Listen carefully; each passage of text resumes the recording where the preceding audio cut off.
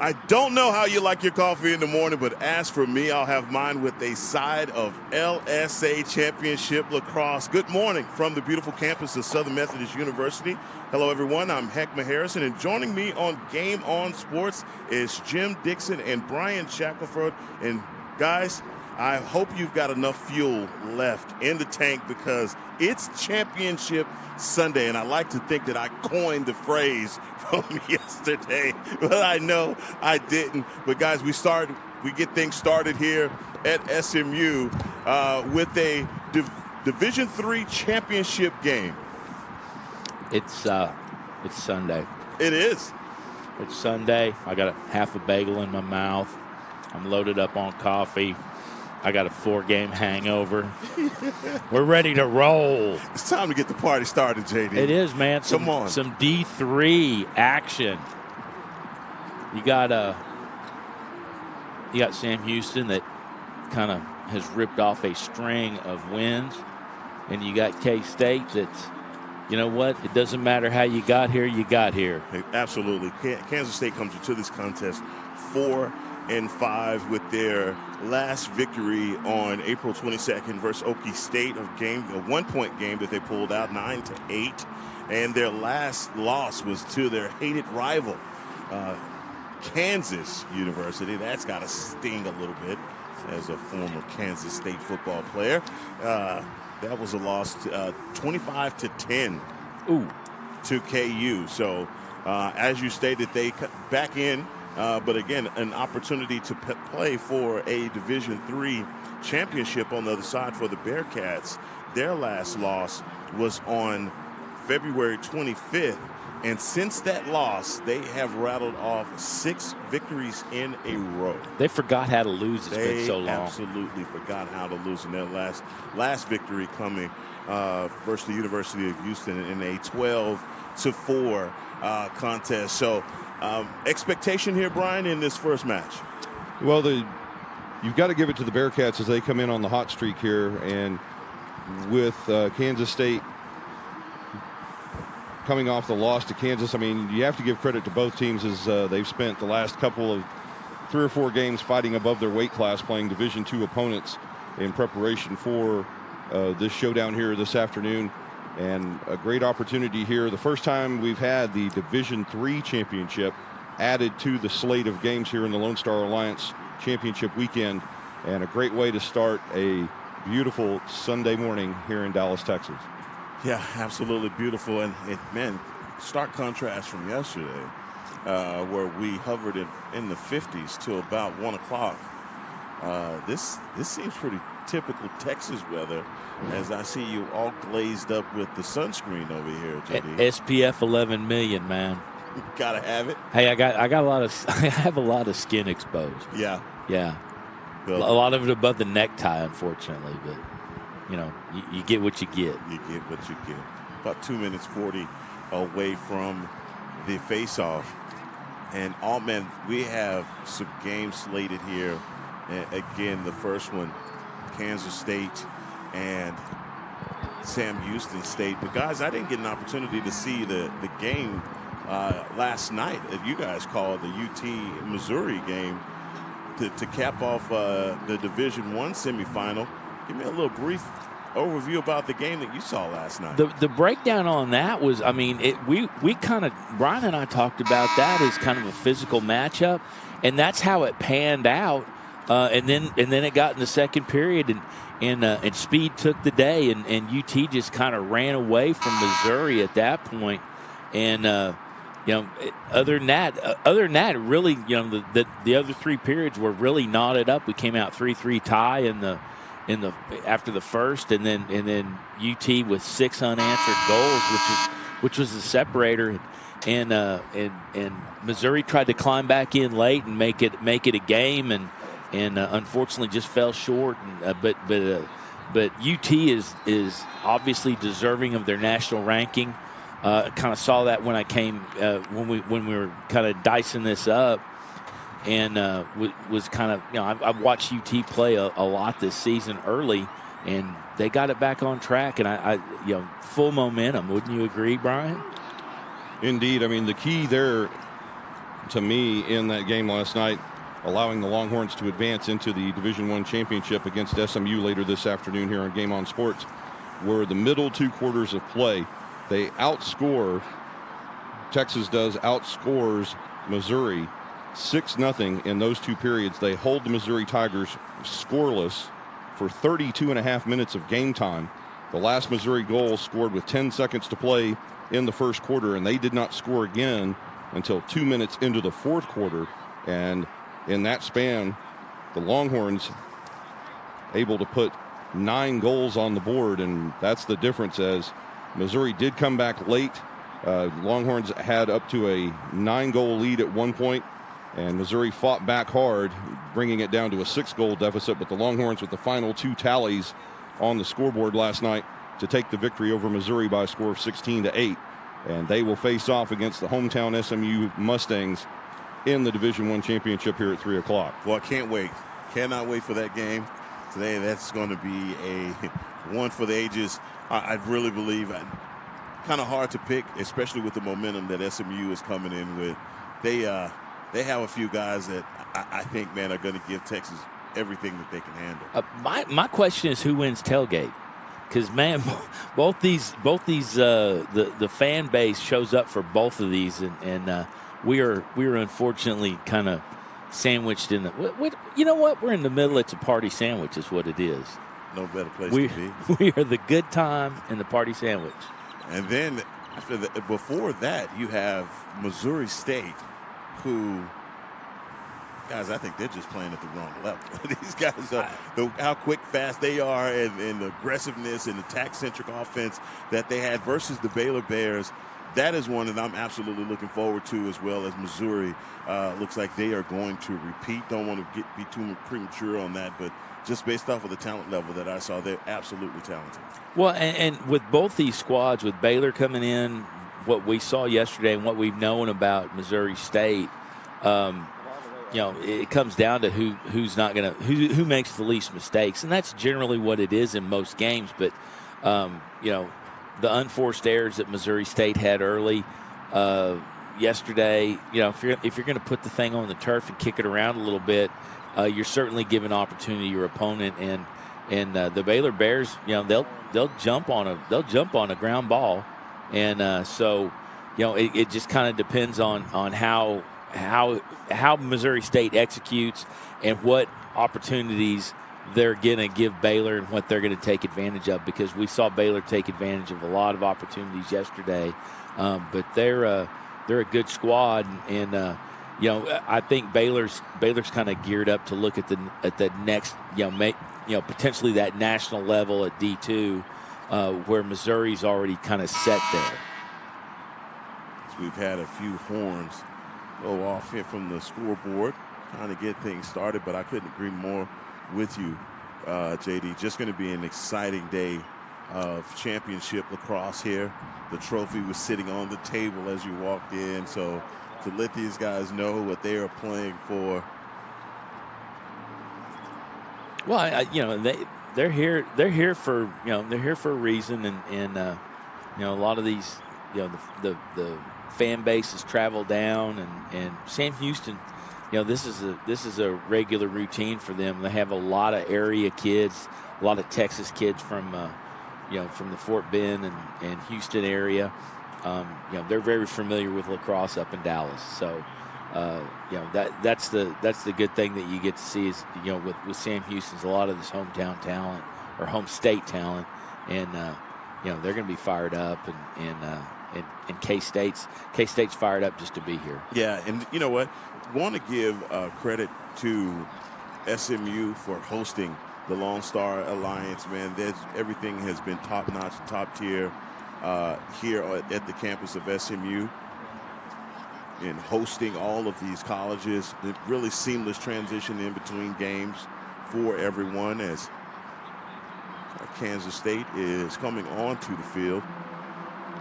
Yeah, I mean, you can't argue with a facility like this. I mean, this is outstanding, and it's you're cuddled up here off of 75, just south of the President Bush Library, and just down from Ford Field, and a lot of history and a lot of great things have happened here on the hilltop, and it's very, very gracious of them to host.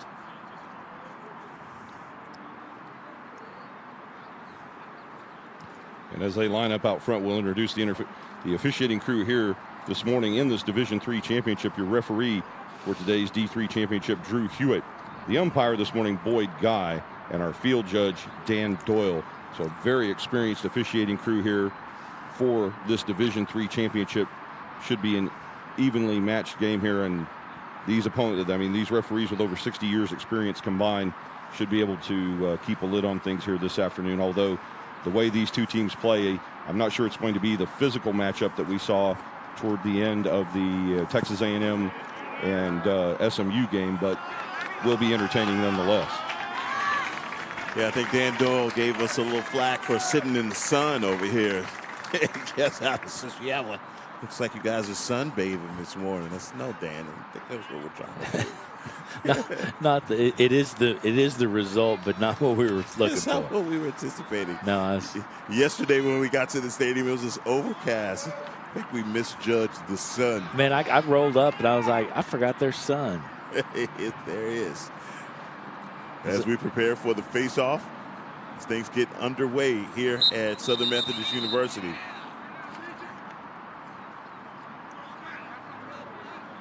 Like got a procedure. Yeah, procedure penalty call on the Bearcats, and the Wildcats take the possession to get things started off for the LSA Division III championship.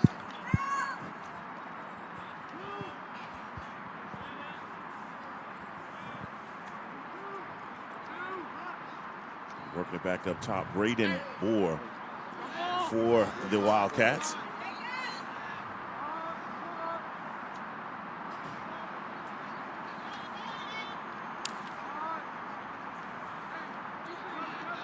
Give the analogy yesterday from Brian Shackelford that first couple of minutes of lacrosse is all about filling each other out like a boxing match, just to see what your opponent will do defensively. And just like that on the slide, the Bearcats get the turnover and work for the clear. Yeah, Kansas State's pressing back behind the goal line extended on the clear. So I think they're going to full court press today. I don't know how it's going to hold up, but they do have the bodies to throw at it. And that's Ethan Walters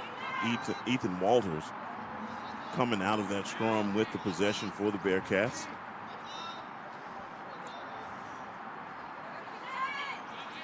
Caleb Addison working from behind the X.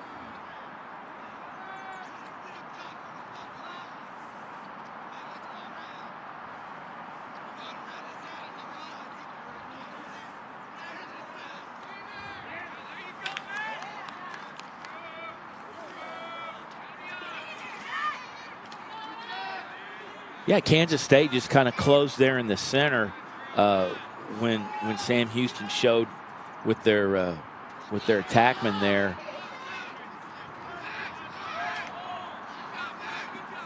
I like Kansas State. They're opting on the girthy goalie. That's my favorite. It's number 3, Jacob Crow. That is a big cat right there, man.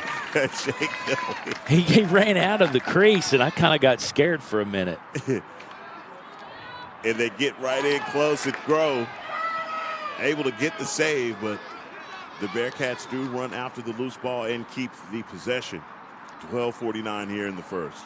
Yeah, Crow just kind of slid across with that. Just put his body on it, and it's a possession extended, but you're not in the back of the net. So good thing for Kansas State. But Kansas State's defense, I mean, it looks like that's what they're going to do. They're going to press and pressure. Collapsing around the crease, and that would have been a great pass. And Jacob Kaner not able to get that pass in successfully as Kansas State takes over. But I love the term girthy goalie. He's girthy. That is a big kid.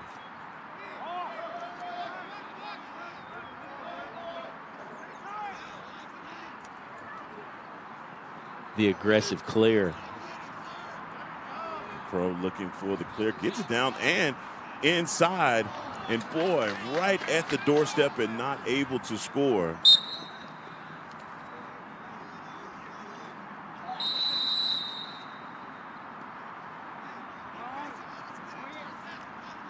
Come on, take a shot at it, JD. I'm looking at it. Yeah. I'm looking at it. I want to give the kid credit, but man, he got that. He picked up the loose ball, but Luke Ludwitsky.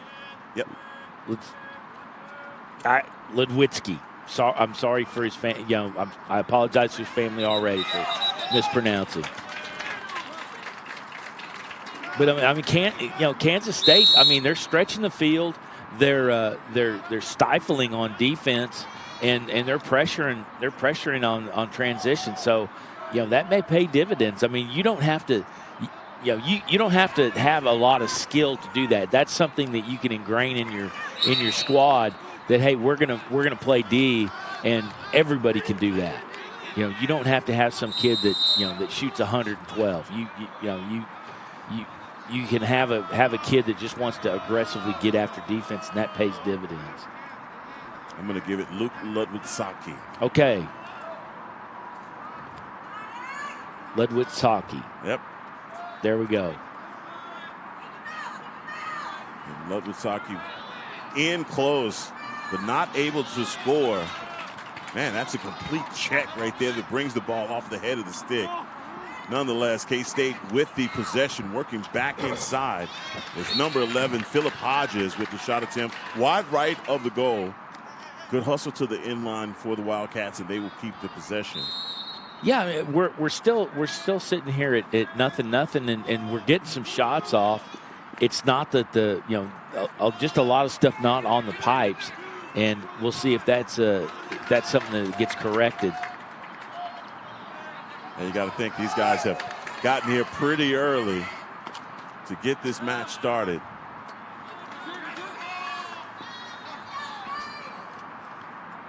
You think too much Dallas fun? Probably so. No. Probably so. I mean, that's what it's all about anyways, having fun. Bearcats with the clear.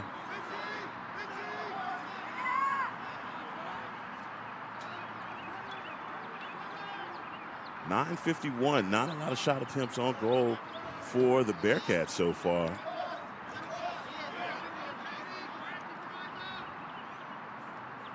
As I've stated, the Bearcats have come in with a 6-game winning streak. Yeah, I mean, on the D3 level, you don't see the schedules that you do on the D1. Just travel time, workout time. You don't really have the resources. But these guys are getting a great opportunity being able to extend their season at least by a couple of weeks, so they get some more quality workouts, a little bit of time of focus where they can look at bringing in players for next year and just kind of taking that opportunity to kind of grow their program. Zach Wilson with the shot attempt on goal from the far side. Again, Jacob Crow able to get a piece of it for the save for the Kansas State Wildcats. Kind of a slow pace to get things started out here for the first quarter. Yeah, I mean, I think I think a lot of it's kind of systemic from what K-State's throwing at them with the defense. Now they're kind of sucked into off the perimeter. Before they were kind of pressing out. Now they're just kind of sucked in and making the Bearcats really work the outside to find these exposures that they're looking for, and they're really not seeing anything. And Caleb Addison working from behind X, and that's a shot from Jacob Kaufman. And Bearcats keep the possession. Shot clocks are not on this morning.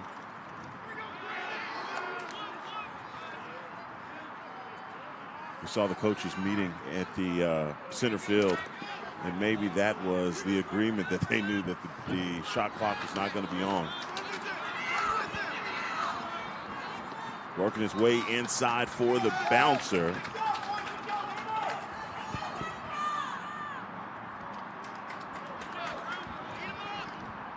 Yeah, Carmouche just, I mean, just stifled him. Just, you know, basically closed off that inside seam. Obviously, you know, another big body in the goal, and you know, these guys are shadowing out about a third of the goal just on their size. So you know, the footwork, a little bit of footwork and positioning, kind of rattles these shooters and gives them a narrow spot to work in. And Jacob Kaufman with the shot attempt over the top of the cage. Again, possession will stay on this side with the Bearcats. 7-13 here in the first quarter. We're scoreless.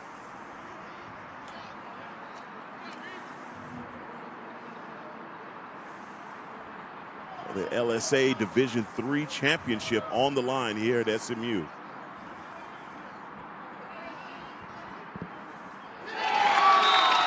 How about that for Addison, working his way back top side, able to get that shot over the top, the right shoulder of Jacob Crow.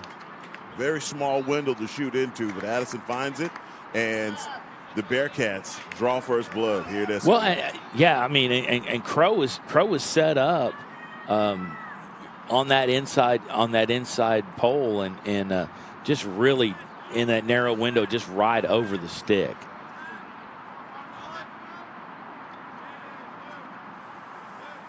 Back down at the X.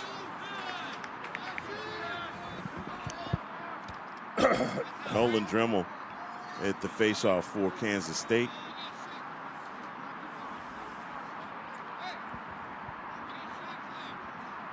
Yeah, Nolan Dremel throwing a little polish on that faceoff ability. Yeah, he is.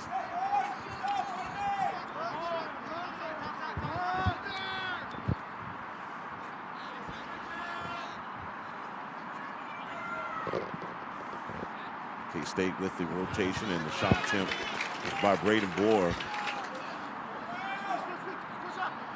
Yeah, Carmouche just kind of had to step out. Really, it was kind of outside the frame of the goal, and you know, it's regardless, potentially a save.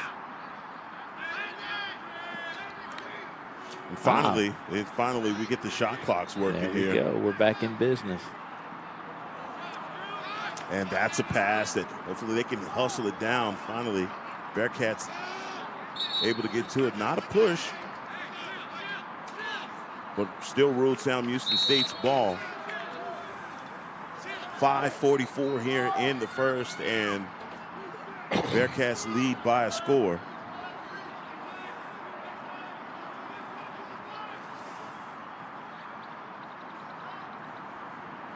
Trying to work it back to the middle of the field. That's an errant pass from the Bearcats, and a turnover. Possession back to the Wildcats. Yeah, a lot of the possession and a lot of the you know, the offensive, you know, that K-State's putting together is just really off of errors so far from Sam Houston, and you know, take what you can get, and you know, they're down there, they're setting up, and you know, try to rip a little, you know, a little quick one, and win a little topside on it. But if K-State can, you know, kind of settle things down and get quality shots, I mean, you know, they're down 1-0. I mean, this isn't even started yet.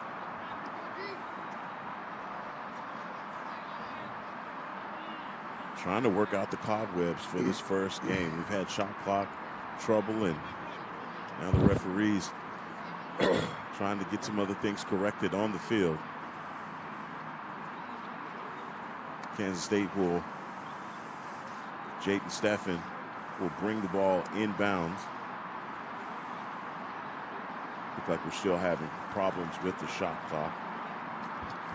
And while we have a moment, gentlemen, to your point about the size of the goalies in this matchup, we are dealing with over 12.5 feet and over a quarter ton of goalie combined.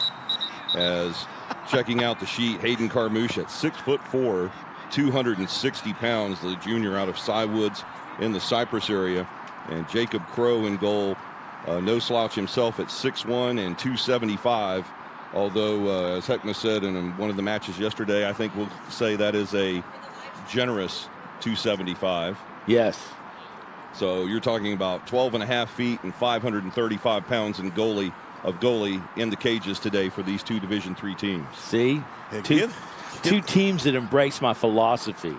Well, you had talked about that yesterday. Instead of having the small, wiry, athletic goalie, just have the big guy that clogs up the net. And that's what both of these teams went for. And so far, it's working because we've got one goal on the board and just shy of 10 minutes of game time here in the Division III championship. Yeah, I mean, I like the big goalie. If you can give me the big athletic goalie, boy. Now you're cooking. Man. Now you're cooking. Well, we'll see what both Carmouche and Crow have to offer. I mean, Carmouche has had a couple of good saves here on the side. You've seen the flick of the foot, and he seems to be pretty quick with the net to the offhand side. So keeping K-State off the scoreboard here in the first 10 minutes. Well, Crow has no reservation about getting out of the crease. Absolutely not. No, he definitely is free to wander, and you've got to give the coaching staff for K-State credit that they're just not limiting him to staying in the crease. They're allowing him to play a more rangy game, and that may be to the Wildcats' advantage as we move later into the contest. As we see our fearless leader, Fred Gardner, running across the field. He had to ply his craft with a number 4 Phillips head, I believe, over on the far side. Always fixing stuff. Man. Well, it was either that or the 8-pound delicate adjustment tool. Oh, you think? The sledge. They decided to try the finesse way first. It's like they were not able to get things worked out with the shot. Well, there you go. They were able to get things worked out with the shot clock. Back in business. Yeah, maybe a little moisture there in the equipment. I think perhaps that equipment left out overnight.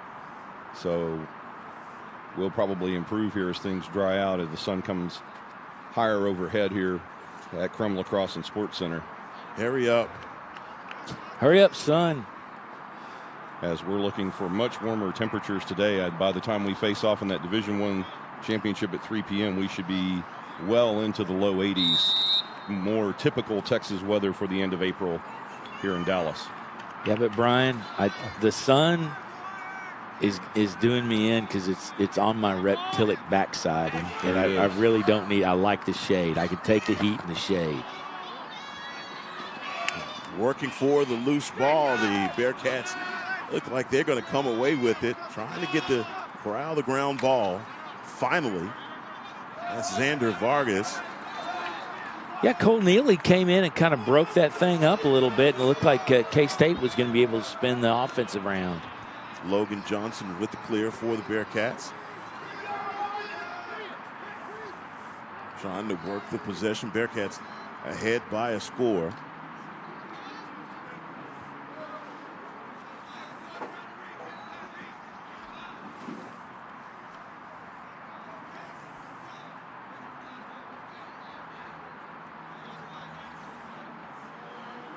How about that, working in the alley inside with the bouncer was Jacob Kaufman.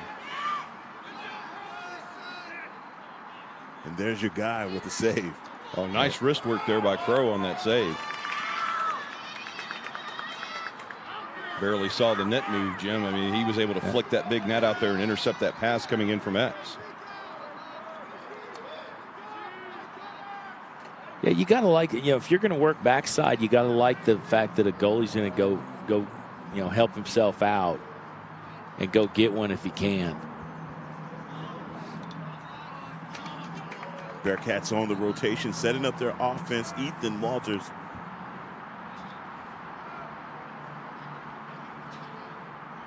Yeah, I'll be looking forward to seeing more of Crow's athleticism later in this game. Hopefully we'll, toward the end of the contest, we might see a full 10-man ride from Kansas State. Yeah, I mean, I'd like to see that. Dylan Grusner with the ground ball. Will we have a pole goal? We have a pole goal. Yes, we do. We are tied up Pugmire would not be denied. He took pressure on the transition and basically down the field, and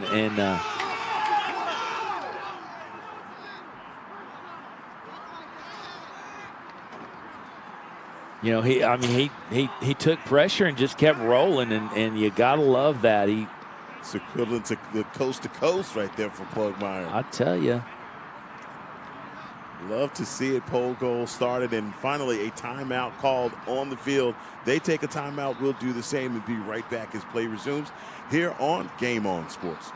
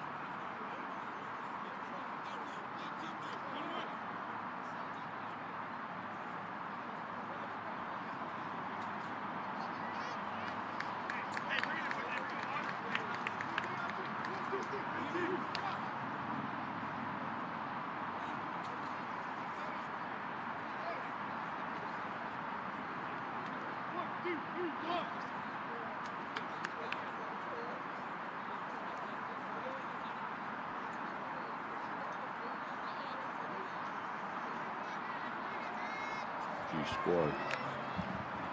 Rally the troops, set the mood. Back in action here at SMU.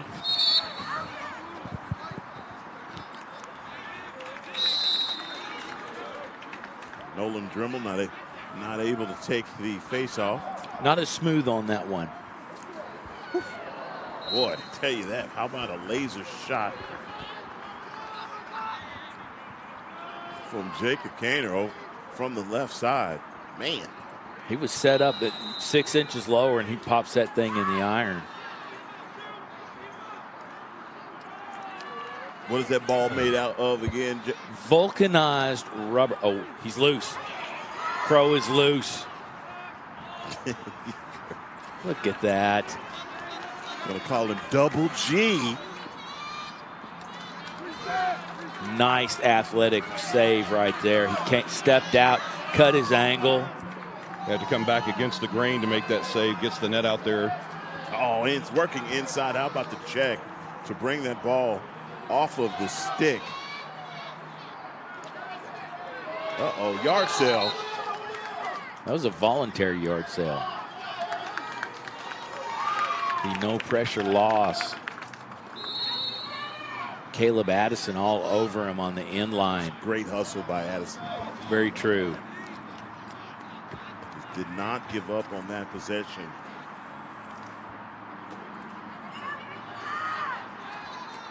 We're all knotted up here with 1:40 in the first for the Division III championship.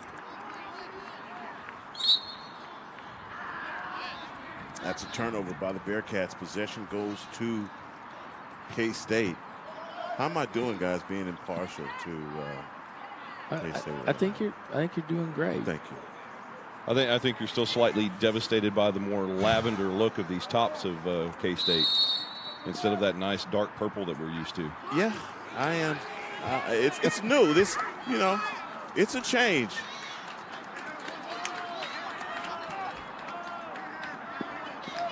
Yeah, I have to admit, I mean, purple has always been one of my favorite colors, and that purple and silver is always just a sharp combination on the Wildcat uniforms, regardless of the sport they participate in. I'm starting, the longer I look at it, it's starting to grow on me. It grows on you? Yeah, it's growing on me, though. The lavender?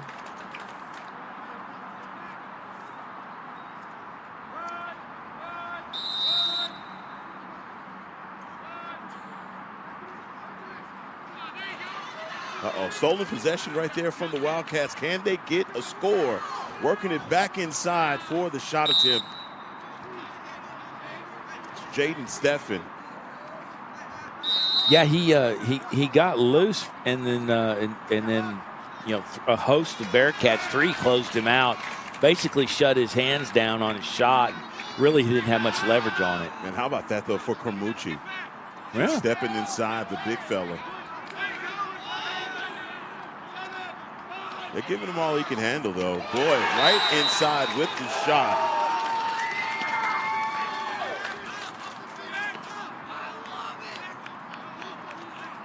Got a Bearcat down. And there's our guy, Luke Ludwig-Saki.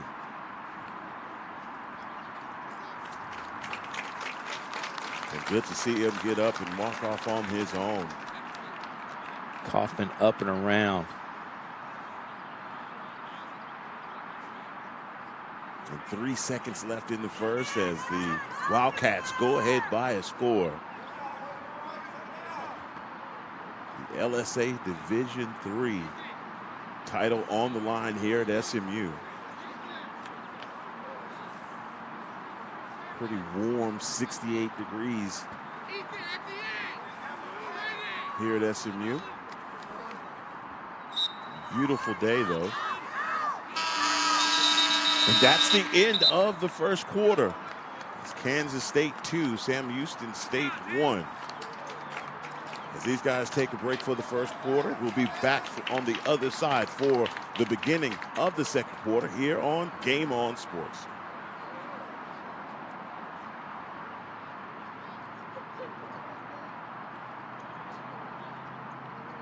We've done both, new and pre-owned. It's the same experience. It's everything's the same. They make it too easy to even think about going anywhere else. Discover our wide variety of pre-owned vehicles at Sewell.com today. You've never been one to fear the unknown. That's because you've seen seasons like this come and go, just like many of your competitors. You know your outcome, stay focused, and take calculated risks, seizing opportunities when others freeze. The truth is, winter business cycles separate the good from the great, and winter is your season. Ours too. That's why for over a century, we've been honored to serve you. Vista Bank, entrepreneurs banking entrepreneurs since 1912.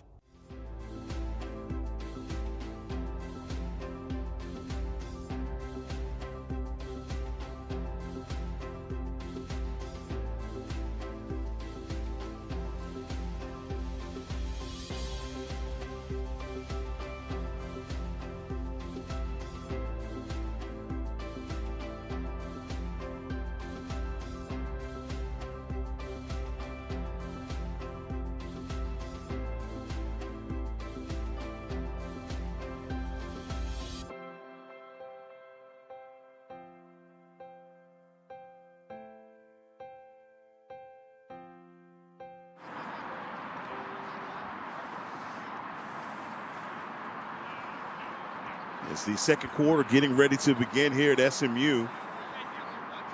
Man, the first game of 3 championship games on the day. Championship Sunday for the Lone Star Alliance. Heckma Harrison alongside Jim Dixon and Brian Shackelford. So far, K-State, I tell you what, not slouchy at all. As you pointed out, Jim, they've come out and with, I think the bigger difference has been the goalies. Jacob Crow having himself an afternoon. A morning, excuse me. A morning, yeah, an AM. But they're not playing like the record, I'll say that. No, they are not. And I think Brian, what he said earlier also makes sense. They were playing above their division. A lot of D2, D1 opponents. Yeah, more than half their schedule, fighting above their weight class, so to speak. And you've got to give the coaching staff credit for that, as they wanted the best challenge they could get. And probably also proximity, playing clubs closer to them that just happen to be in higher divisions of the Lone Star Alliance. But wow, definitely a trial by fire for the Kansas State Wildcats. Caleb Addison, excuse me. I would have to say it's logistics. I mean, yeah, indeed, 100% logistics. I mean, I'm no expert at Manhattan, Kansas, but it is in the middle of nowhere. It's somewhere. It is somewhere. But come on now. It's not in the middle of nowhere, but it is in the middle of Kansas. Yes. And it's not easy to get to. It's not easy to get away from. So I would have to say that it is logistically. You describe it as Alcatraz. Not at all. No. I took it more as of a Hotel California reference. Okay. Not at all. I spent a wonderful But hey, weekend. look at the bright side. You can have, while you're there, you can have all the apples you want. They're small, Very small. Yes. but you can have all the apples you want. Yes. I've spent a wonderful weekend in Manhattan. Yeah, shout out to Aggieville. A lot of my youth there. Discovering the pubs of Aggieville. Great student body and alumni all over the globe. We're everywhere. There's a Crow with a good stop and a fast transition, and K-State's gonna press the speedometer a little bit here. Hey, the big fella got skills. All right. Well, give Carmouche credit on that save. I mean, that was a nice low shot attempt coming in from the right-hand side goal line extended. He's able to get that tall 6'4" frame down on a knee and deflect that shot wide. So we're seeing some impressive work here from the goalies, from big men in goal inside the pipes here in this Division III championship. So turnover and possession going back to Kansas State. Great ride for the Wildcats to forcing them out of bounds.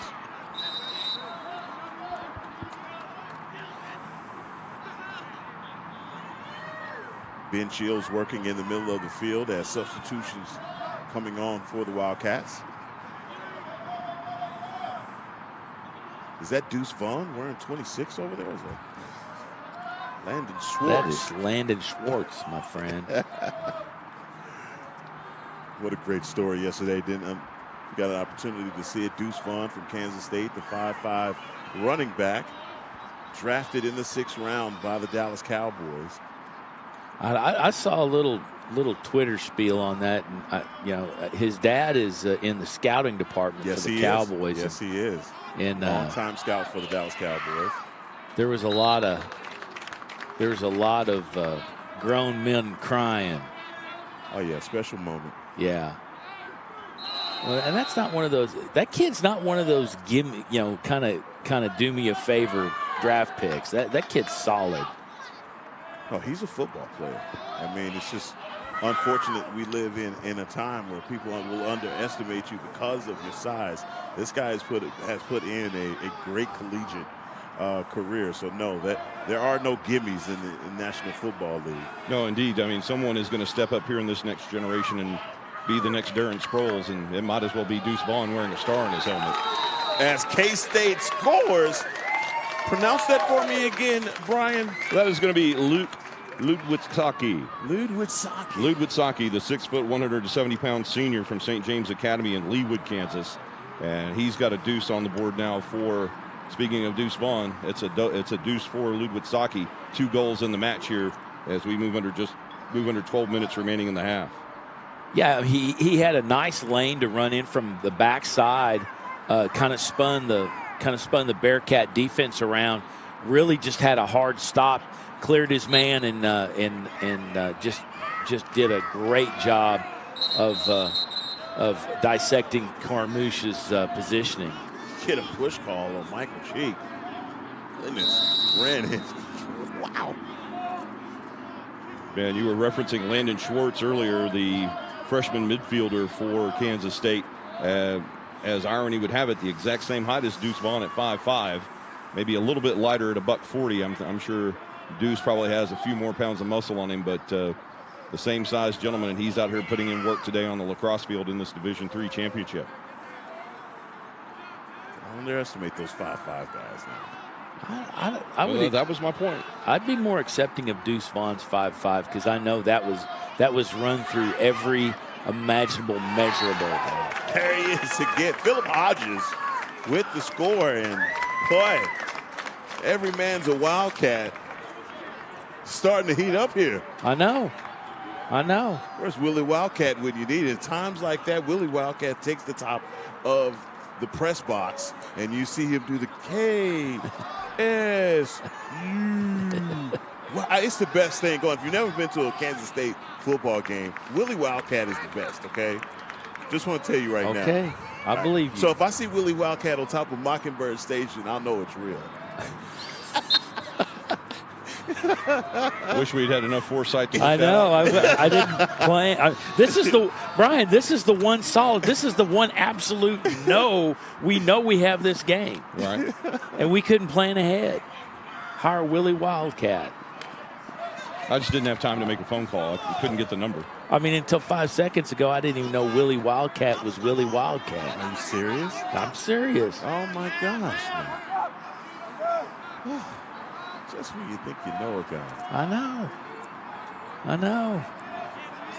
At 10:31 here left in the first half. And Sam Houston State going to have to get some things going right now. Boy, I tell you, Crow making a difference. The big fella has been all over those shot attempts on goal and facilitating the break also for K-State. Quick forearms, quick wrist. I mean, anytime he's made the save, that ball has spent less than 3 seconds in his big net before he is offloaded and put Kansas State in transition. And that's what has allowed them to expand this lead to 3 goals as we get a flag on the field on the far side.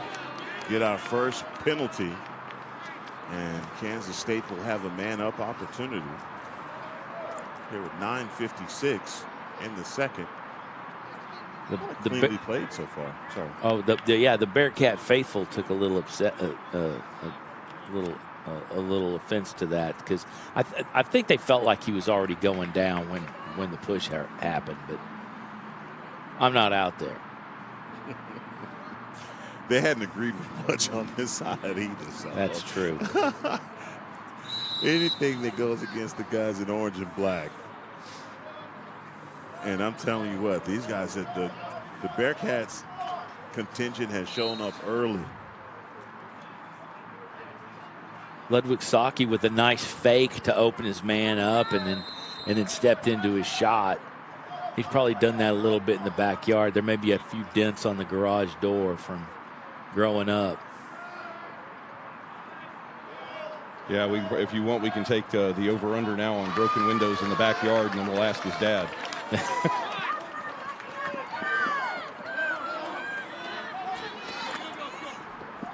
Well, we have another pole goal on the evening.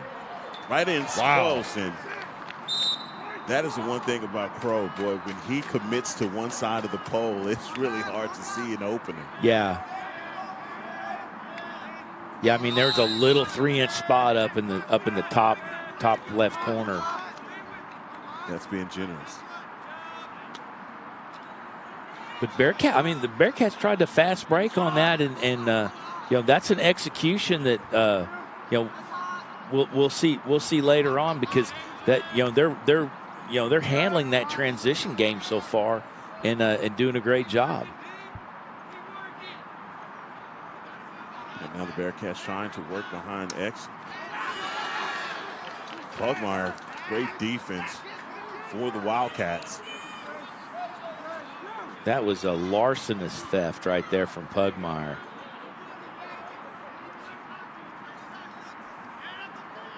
On any rush to get the clear and the Hail Mary to the other side.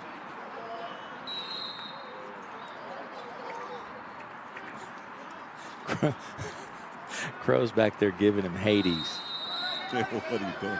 There's the question is, what are you doing?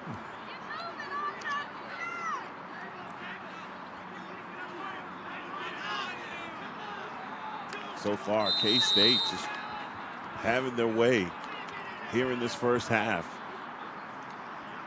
Leading by 3 scores. The Division III championship on the line here at Southern Methodist University.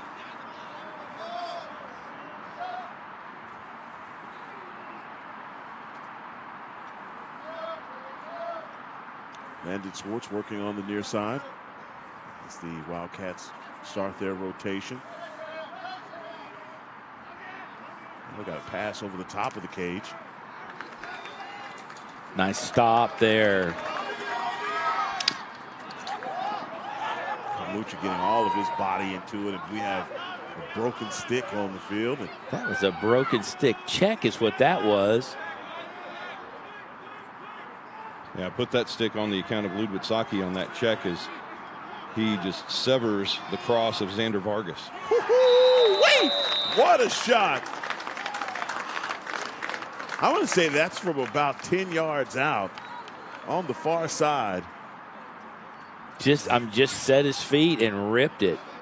Kansas State goes ahead by 4 scores here with 7:26 in the first half.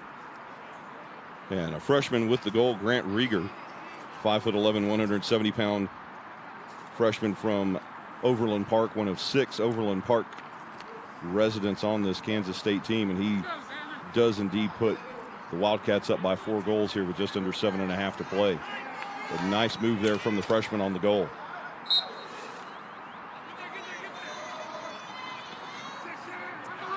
And just like that, the Bearcats take the face off.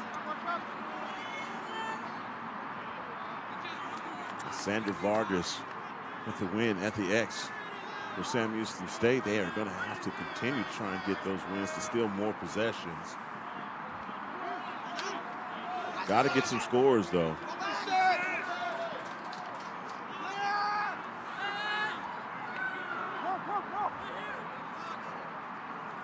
Just like that, Crow getting the break started. And where Kansas State has been deadly has been in transition, but that's an errant pass that goes across the field.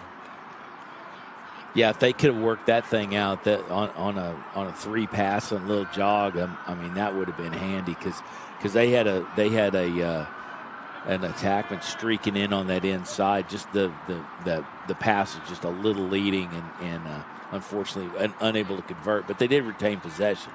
Well, you have to give credit to Philip Hodges backing up that pass and made a very nice play down in the corner to keep that ball in bounds and retain possession for Kansas State.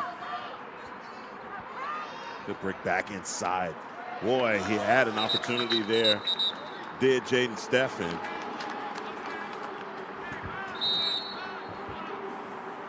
Ball comes off the head of his stick at the last minute, and the Bearcats take a possession.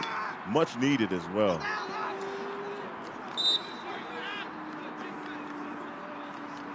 Yeah, Kiner unloading there, just a little bit wide. You know, if things start happening for the Bearcats, they're going to claw back into this thing, and you know they need to put a string together. And that looked like the opportunity that they were looking for.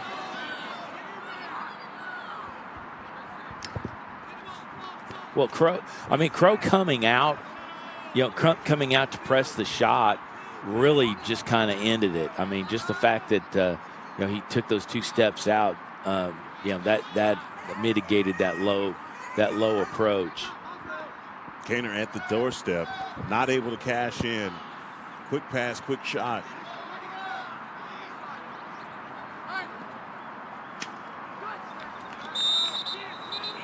Oh man, we have a Wildcat down on the field, and that does not look good. He went down without being touched.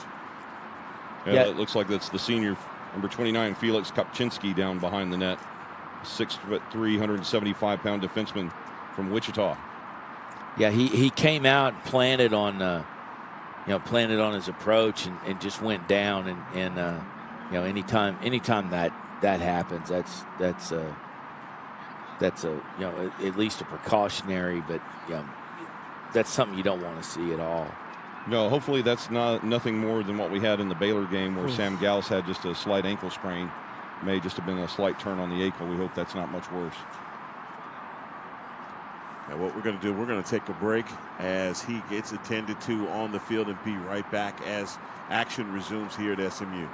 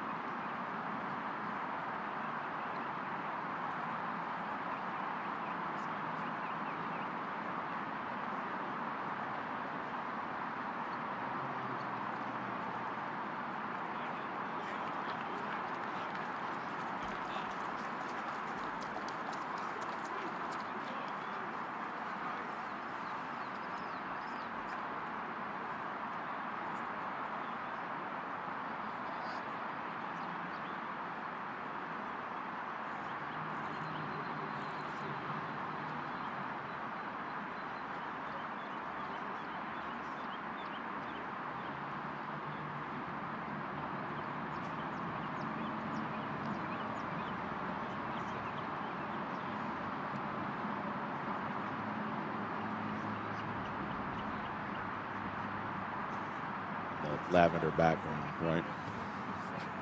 As Kopczynski walks off with a little bit of help. Hopefully he is okay. I don't like to see those injuries where a guy plants and goes down immediately. Just that little twist or snap, just, ugh.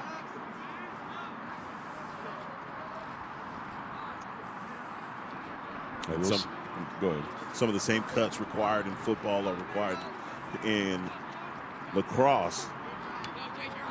That's why the shoes that they use are really similar to the spikes that you use in football. Sometimes this turf can be unforgiving to athletes once they plant their feet.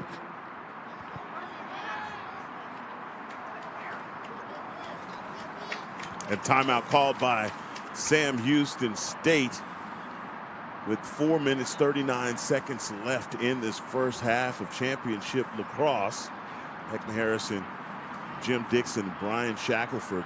They take a break here. We'll do the same and be back as soon as action resumes.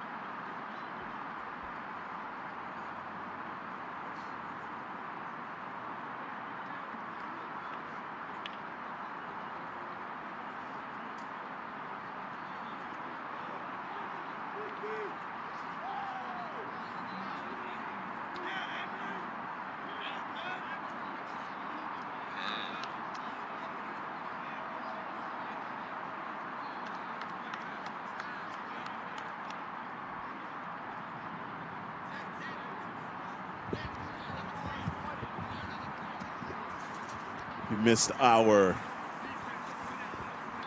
argument over vernacular between the British and English. More of a discussion, really. I don't think there were any opposing sides taken. No. It was enlightening. Well, we've got some more 50-cent words we can work into the broadcast here this morning.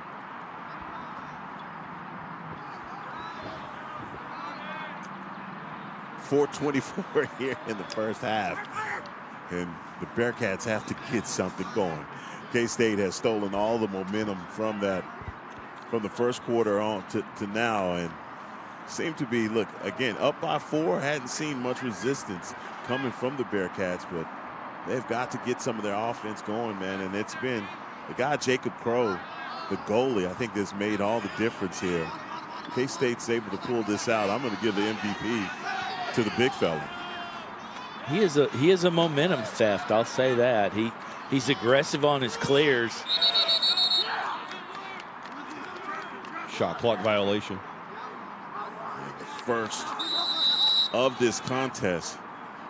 I love it, man. It's just like, you watch college football, those big fellas, D linemen now wearing those single-digit numbers. You can't tell what a 7 or a 1, what number, or an 8. What number is that? Crow's wearing 3. Now, the thing I was most excited about is for next season, the NFL has approved 0. So now you can have Agent 0 in the NFL, where before that was not allowed. Yeah, that's going to be interesting. But Carmucci is wearing the proper 0 with the, Yes. the double knots. And in football, I agree. That is the preferred way. speaking of 50 cents, Xavier Guerra. Guerrera working the clear, but possession goes back to Kansas State.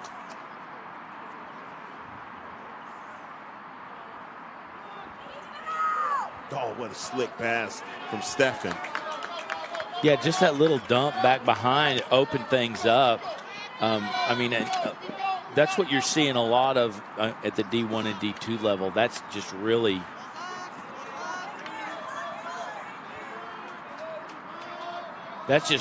a lot of a lot of opportunity that they take where they kind of did that on the fly. That's not what they're setting up, and Sam Houston's defense is really closing in from the perimeter.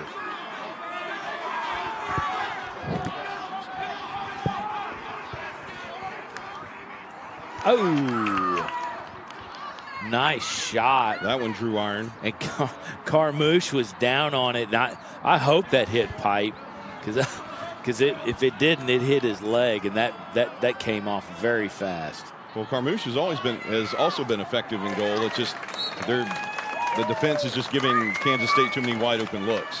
Yeah, and again, another wide open look. Basically on the streak, they're just one-on-one.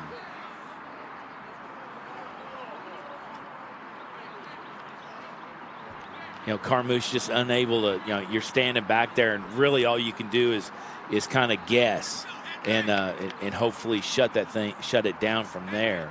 Yeah, unfortunately, though, for the Bearcat fans, that ends up being the hat trick for Luke Ludwitsaki as he puts his third goal on the score sheet this afternoon or this morning.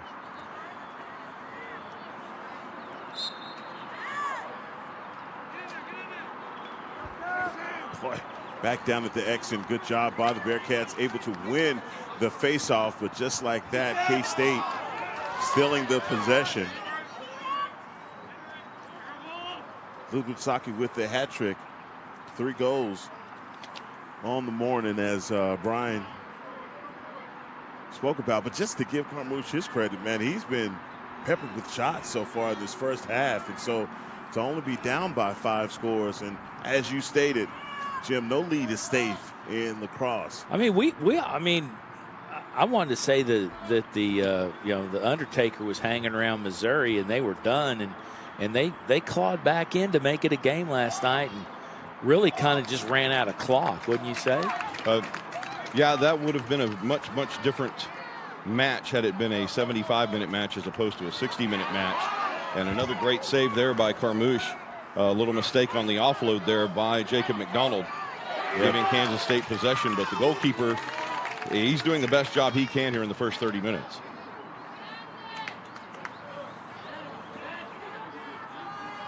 Out of the pipes, cool as a cucumber, lets the thing go down to midfield, and the Bearcats roll into the offensive zone. They just need that one guy to kind of step up and kind of show them the way, and really not getting that opportunity yet.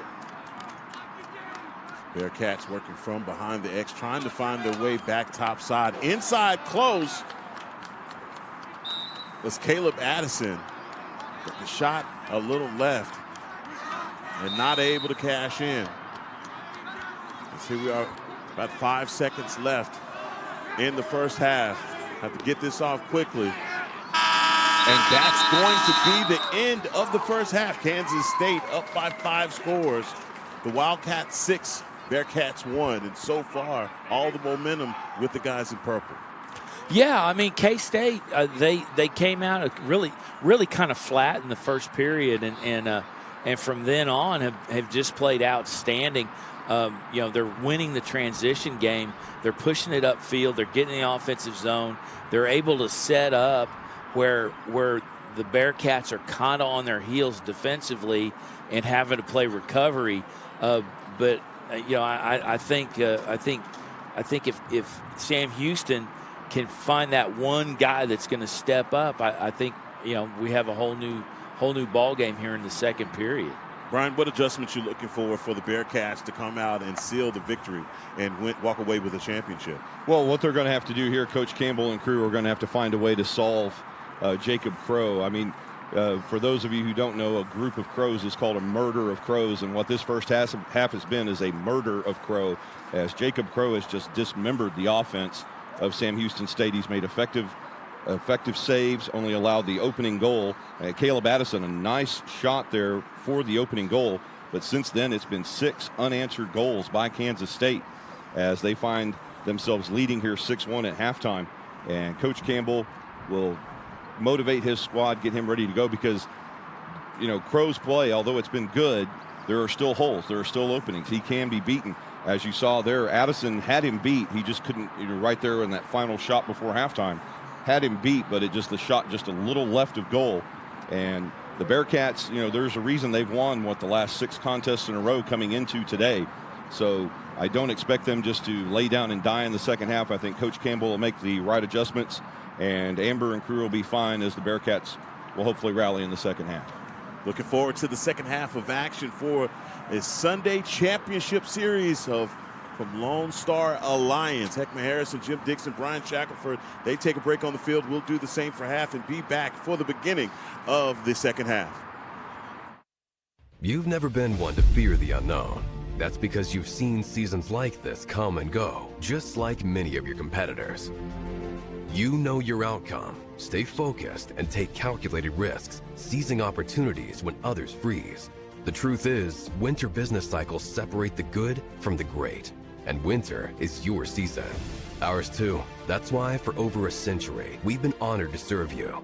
Vista Bank, entrepreneurs banking entrepreneurs since 1912. Sewell is definitely a part of my family. Everyone, just has this great smile that we are happy to see you. We're so glad you're here. They really care about people, and that's not something you find at every dealership. I love to leave a dealership feeling peaceful, and I've never experienced that until Sewell. I drive a Sewell. Discover our wide variety of new and certified pre-owned vehicles at Sewell Buick GMC.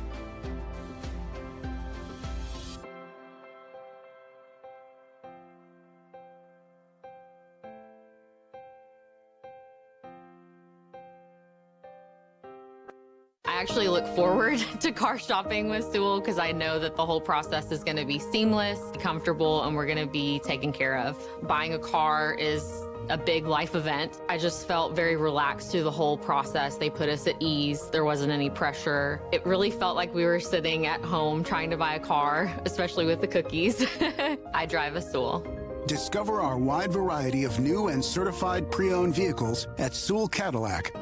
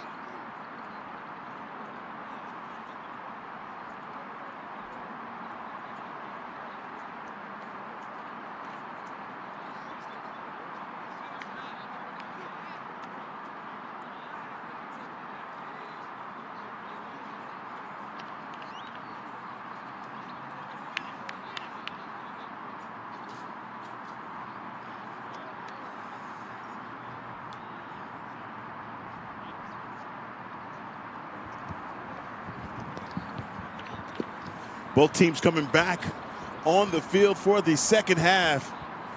Division III trophy and championship at stake here at SMU. Ekman Harrison alongside Brian Shackelford and Jim Dixon. Boy, Sam Houston probably took the halftime to make some adjustments. And Brian, you pretty much outlined everything that they needed to do to get back in this contest as the Wildcats have rattled off 6 goals in a row. Right, well, Jim put it best. I mean, I was just breaking down the analysis of the parameters, but what Jim said, then that's got to be the number one thing. They need to find some energy and some focus here in the second half. If they do, Caleb Addison and company are going to give the Wildcats a challenge here in the second half and make this a much more interesting game than a 6-1 deficit here as we start the third quarter. But Jim, you spoke to it best, is the Bearcats need to find that one person to hit the spark and light the fire for the Bearcats here in the second half. Yeah, and that's the thing. I mean, anytime it's a championship or playoff on the line, that could be anybody. You could grab any kid off the bus and he gets hot at the right time, and all of a sudden you got this juggernaut that'll take you into some champagne and trophies.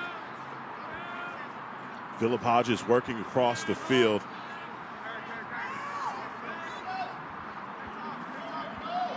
Look at increase in the physicality.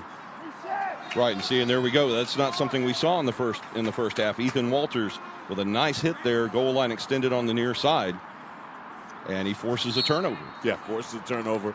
Possession goes back to the Wildcats. Sometimes maybe you need that second and third step.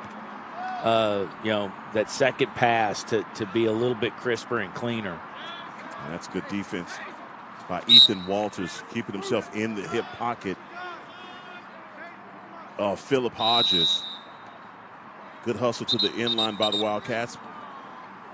But they're going to change that possession and give it to the Bearcats.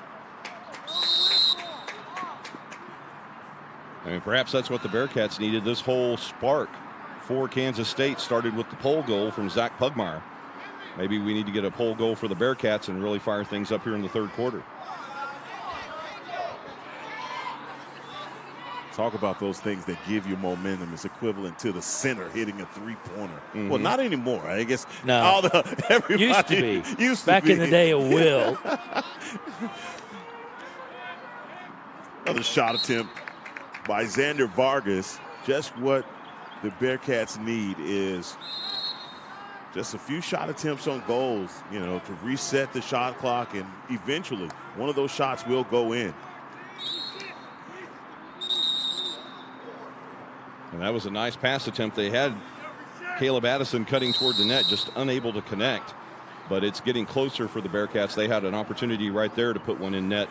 And the plays are starting to work for the Bearcats here in the third quarter. They just have to finish the execution. Cole Neely working the clear for the Wildcats. K-State still ahead by 5 scores. The Bearcats have not scored since the first quarter.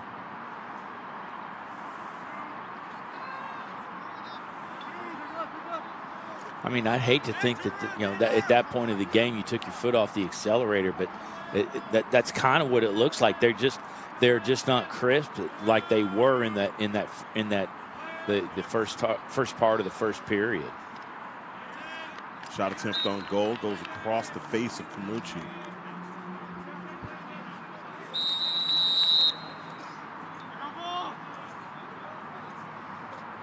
Again, 11:53 here in the third.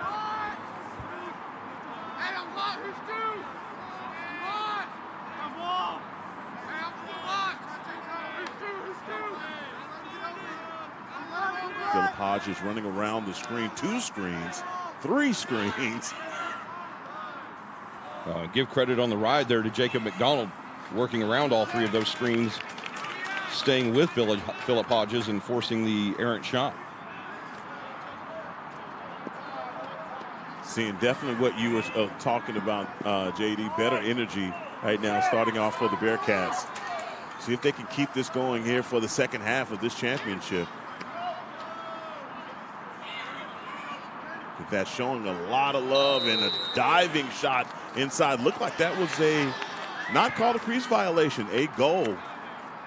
No, Stefan came in, cut back up, really got leverage on his man, got his hands free, and just that short dish, put it in the back of the pipes, and just good, outstanding footwork that made that goal happen. He came, really walking the crease line, getting across, and a good job of not getting the crease violation. Did Stefan. 11:04. Kansas State pulling away now by 6 goals.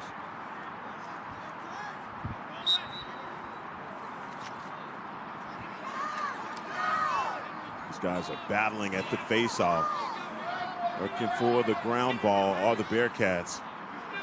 And finally, coming out was Javier Guerrera.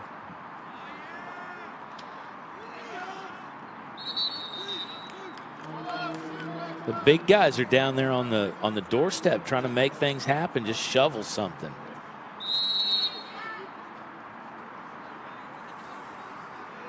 Yeah, they get in just a little too close to the net, and Guerra with a crease violation gives the ball back to Kansas State.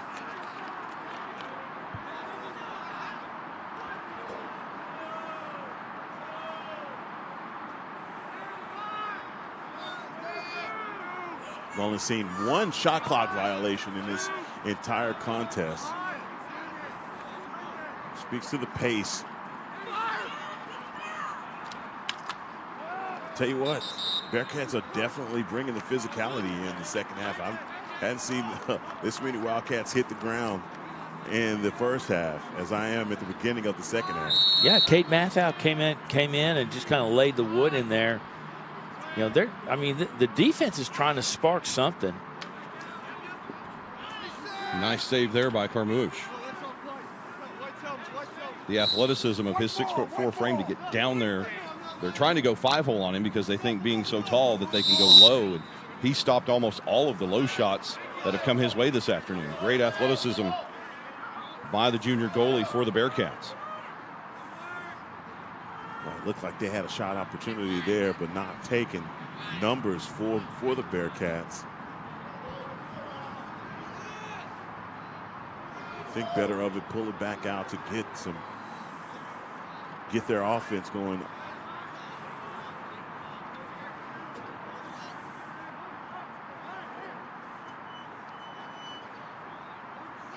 They need to look at that same set play they ran about 2 minutes ago where they get Caleb Addison cutting inside the crease. And if they can find him open, Addison has the skill to get that past Crow and end this 7-goal streak for Kansas State. They put Addison back in X now. And there you go. Nothing better than that. That was a goal that they absolutely needed, and they get it at the 8:54 mark. Yeah, Grenier set up top and just dribbled that bouncer in. Kind of that change-up shot. Sometimes they'll put you on the boards. You don't really have to overpower that's why they make Nolan Ryans, and that's why they make Greg Maddox's. And just like that, you have the Bearcats trying to claw themselves back in this after a drought at the scoring. Finally, with the score for Sam Houston. Ryan Grenier, the 5'10", 150-pound midfielder out of Klein Oak in the Spring area, and he puts it into that 7-goal streak by Kansas State. And we'll see if Sam Houston can use that as momentum and a springboard here with just over 8.5 to play in the third.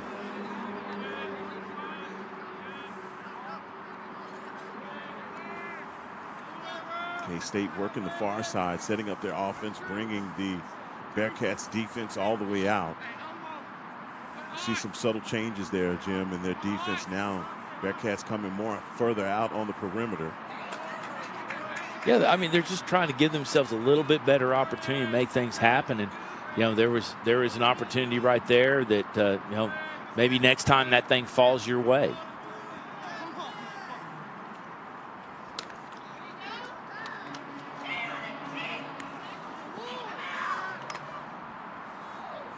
Pass attempt over the top of the cage. Pass intercepted by the Bearcats. Yeah, and credit that interception, although it goes into the cross of Jacob McDonald. It was the deflection by the goalie, Hayden Carmouche, that made that happen. And now a flag on the far side as it looks like tempers are starting to flare here with 7:35 remaining in the third. Yeah, getting a little chippy out here at 7:30 at the 7:35 mark. Took some exception. Talk about the physicality of the Bearcats and the way that they've come out. You can tell they are laying the wood and not allowing those open lanes at all for the Wildcats that they were passing and shooting out of.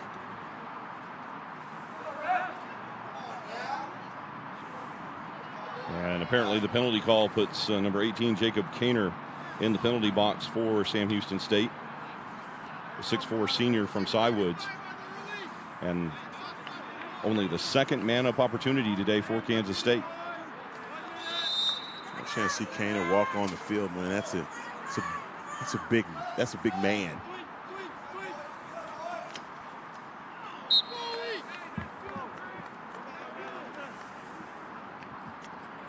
Nice deflection there as the shot goes wide of goal. And Carmouche equal to the task here. And now here comes Sam Houston shorthanded. And there's a man-up opportunity there for the Wildcats, not able to take advantage of it. Easy clear.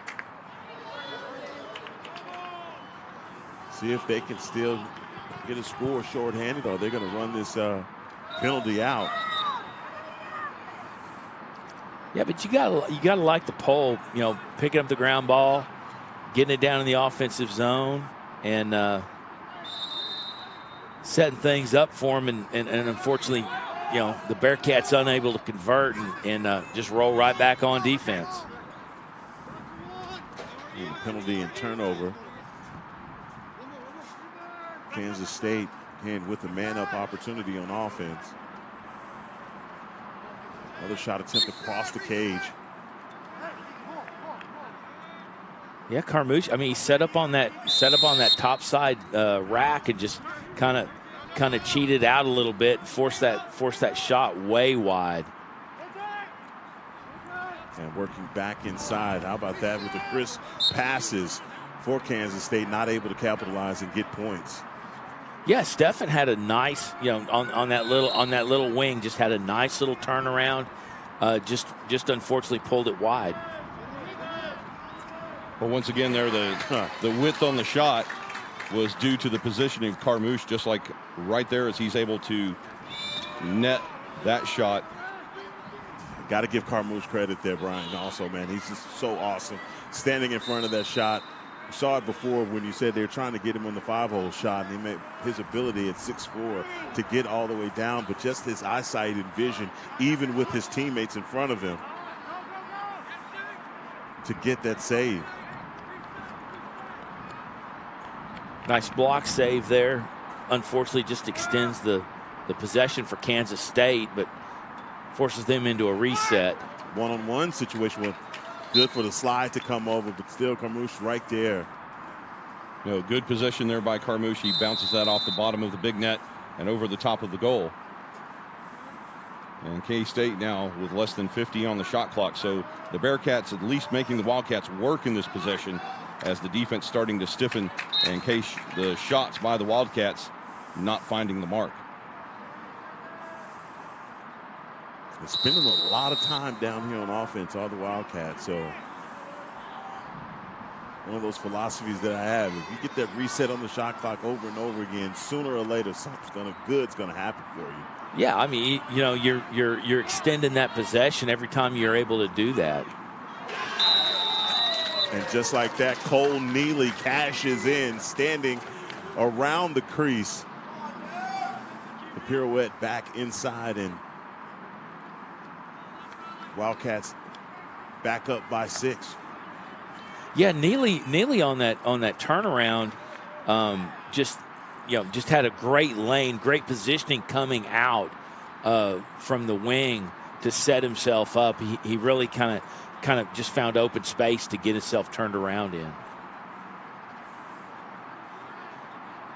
just like that. As soon as Sam Houston State finds something to feel good with themselves about, Kansas State responds. Henry DeWitt coming away with a ground ball for K-State.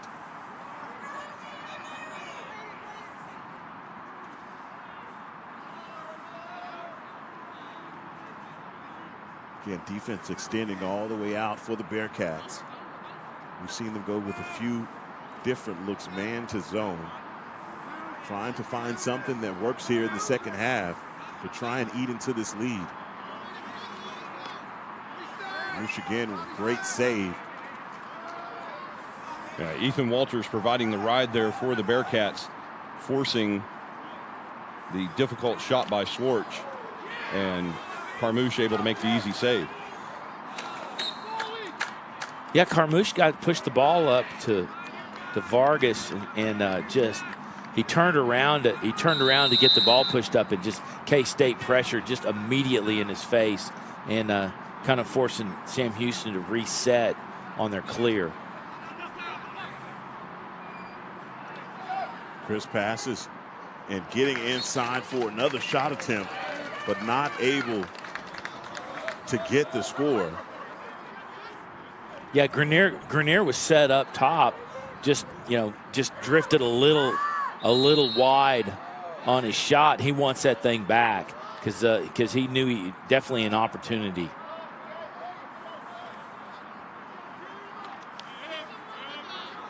.352 left here in the third.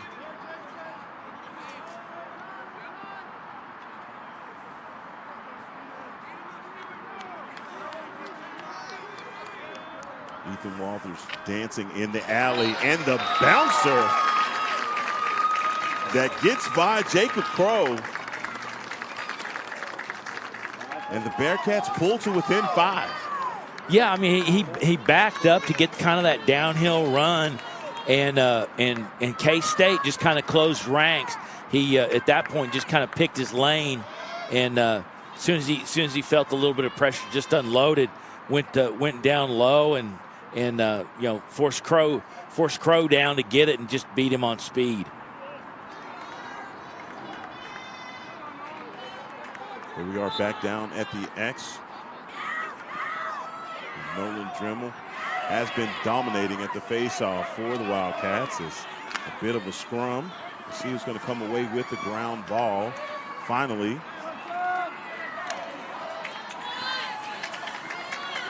How about this, man? You talk about working hard for maybe a one-on-one situation. K-State pulls it out. Carmouche, great job.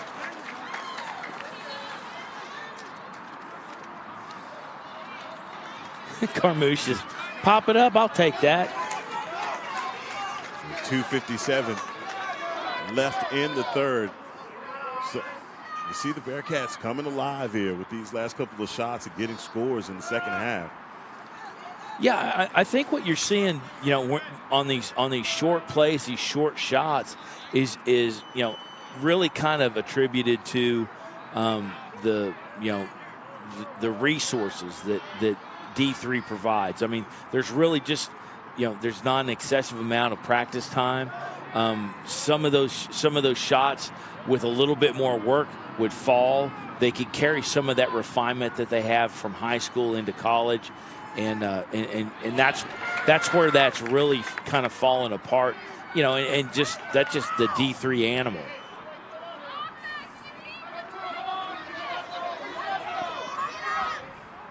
That seen a lot more pressure created for the ride, and initially, now with the clear for Kansas State.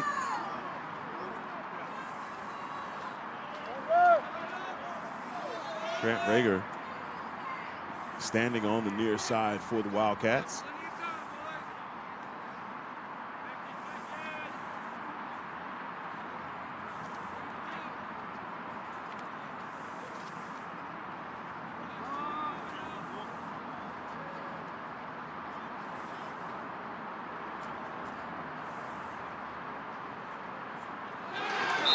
That's a shot by Landon Schwartz from about 15 yards out on the far side. that gets by Carmouche, who has been solid for a lot of this third quarter. Yeah, Schwartz has been, just really setting up on that top side lane.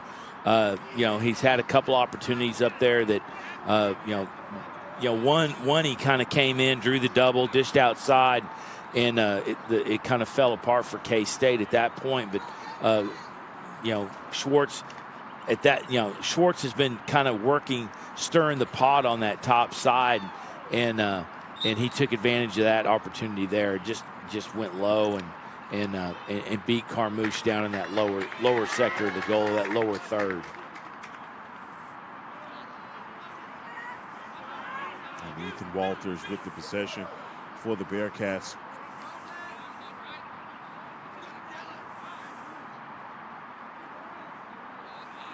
As we creep to under a minute to play here in the third. Shot clock and game clock maybe separated by about 4 seconds. Pass attempt that goes over the top of the cage and out of bounds.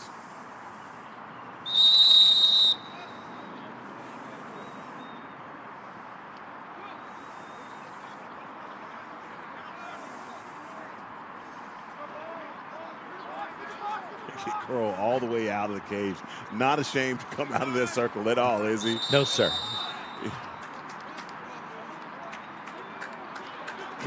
Kind of no man's land for him, and ended up with the offsides with his outside dish to the pole, and the midfield was already kind of set up, and they just kind of walked into that offside. Zach Wilson working on the other side for the Bearcats. They keep the possession. Ethan Walters brings the ball inbounds with 10 seconds to play here in the third.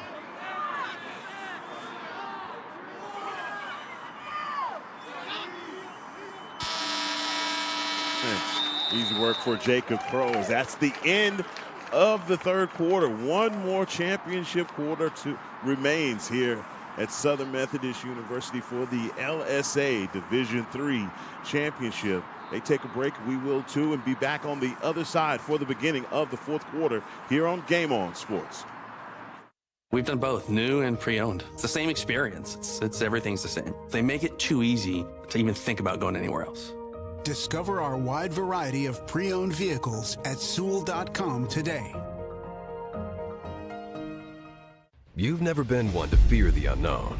That's because you've seen seasons like this come and go, just like many of your competitors. You know your outcome, stay focused, and take calculated risks, seizing opportunities when others freeze. The truth is, winter business cycles separate the good from the great, and winter is your season.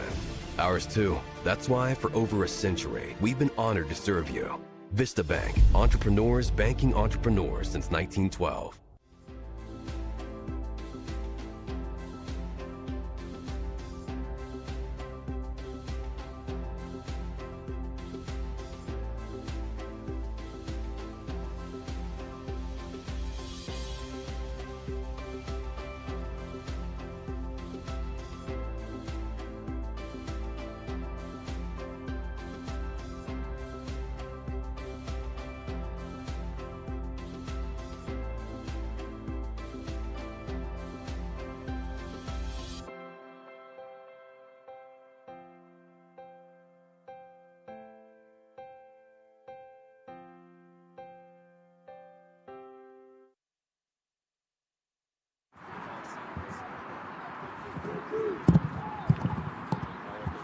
Fourth quarter of the Division III Championship.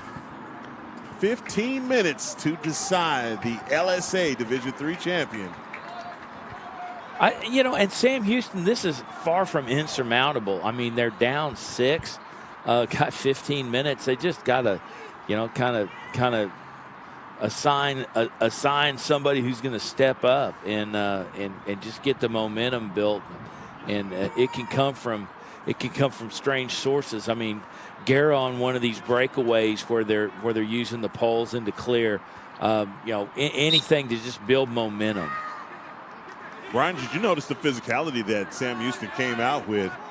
in the second half. Boy, they were laying some guys down in purple. Yeah, clean hits, but they were being more aggressive on the forecheck and putting some wood to these bodies here, and you would hope to see more of that here in the fourth period, as something needs to change for the Bearcats in order to give them a bigger spark. I mean, they lose the third quarter to Kansas State 3-2. But we thought we saw some hope there from the Bearcats with 2 goals in the frame, but unfortunately Kansas State with 3. And as Jim has said many times, no lead is safe in lacrosse. 6 goals, not out of the realm of possibility by any means. And I would think that we'll see a lot of the same from Sam Houston State in this fourth quarter, as there's no reason not to put some hard checks on these bodies, try to dislodge that ball and get it back in their offensive zone. See them working from behind the X. All the Wildcats trying to come back top side. You see these guys lingering. Keep your eyes on number 22, Cole Neely.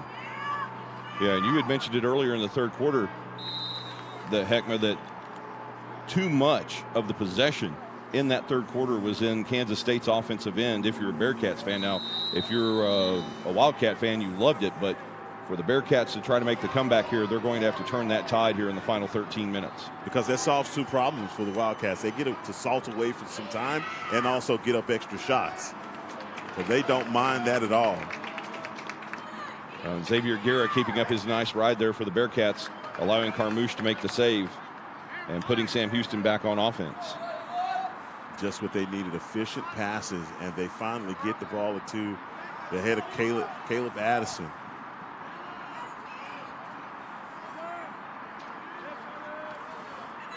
Trying to work his way back topside and inside. The big man, he was getting around the edge, and they tripled him down. Couldn't get the corner turned. If he could have got his hip spun, he had a spot. They're trying to work the swim move on the far side.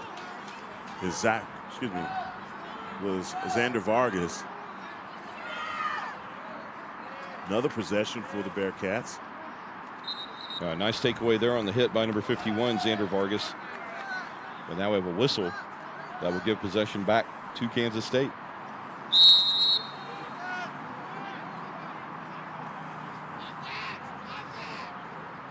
Kansas State with an easy clear. Jaden Steffen working his way around the right side, and that's another score. The 12:29 mark. Kansas State goes ahead by 7. Yeah, I mean, he found a lane to drive through and just drew it before he drew the double. Just got the thing loose and benefactor of a late slide and creating a little bit of space. And creating that space was exactly what he needed as Kansas State goes up by 7.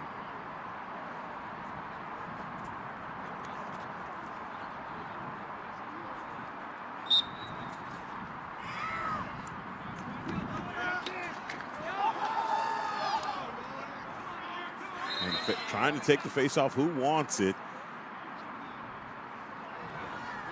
Another call, and a call that favors Kansas State.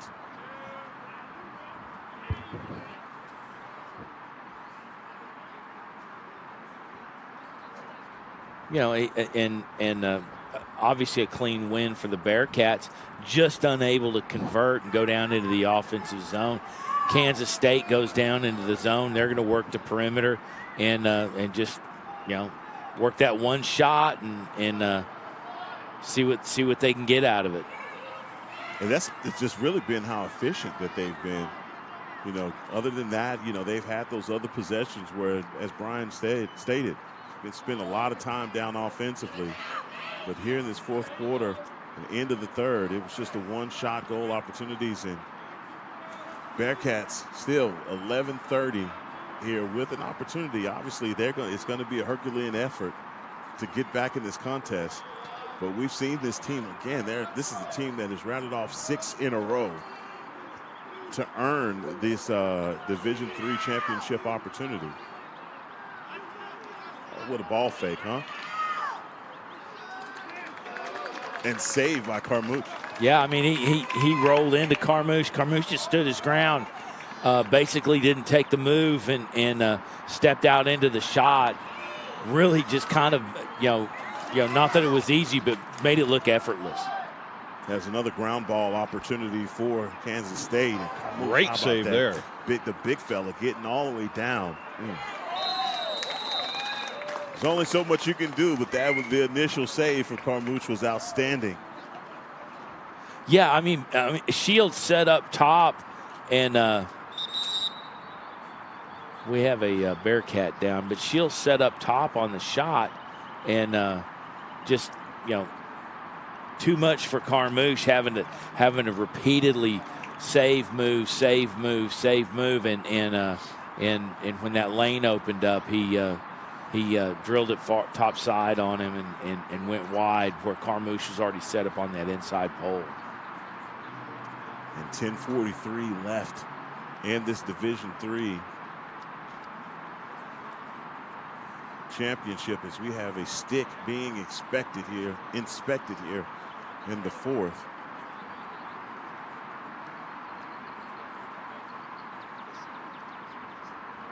Saw a pretty interesting stick inspection yesterday.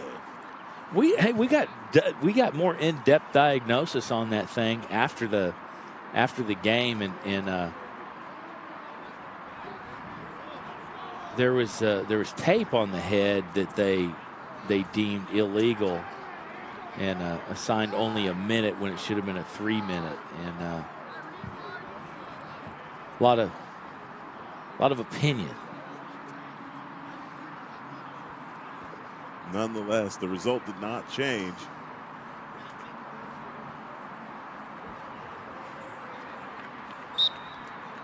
Bearcats working for the face-off. And Dremel comes away with another win at the X. The ground ball opportunity, man-to-man, with the shot from Jaden Steffen from point-blank range, and that's the hat trick for number 6, Jaden Steffen. Just sitting back there uncovered. Just that was a defensive misstep, and he was able to just set his feet and kind of drift Carmouche where he wanted him and take his shot. We got a timeout called on the field. As they take one on the field, we'll do it here in the booth and be right back as play resumes.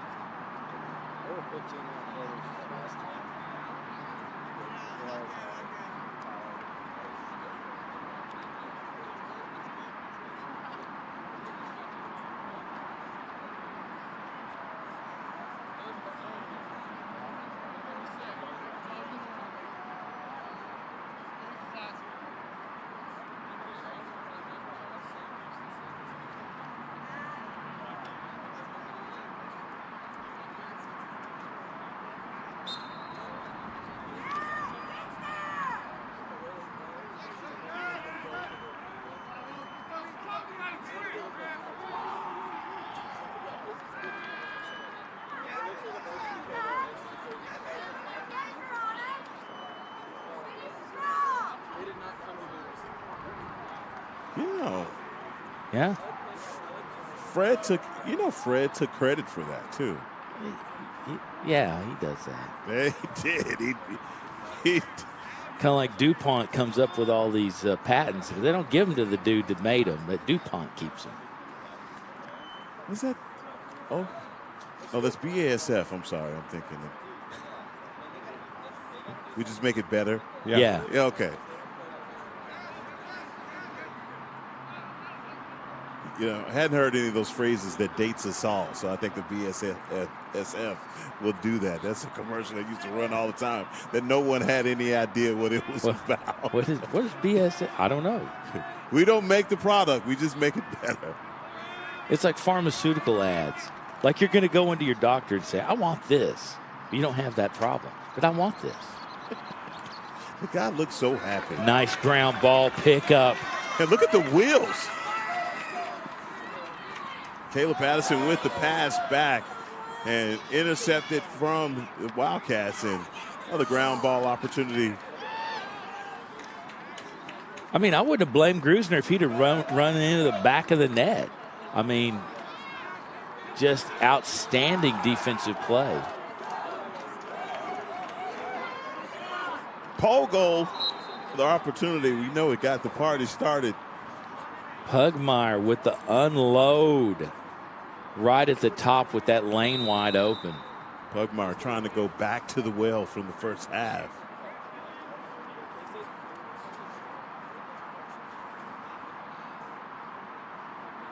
Ben Shields in the contest for the Wildcats.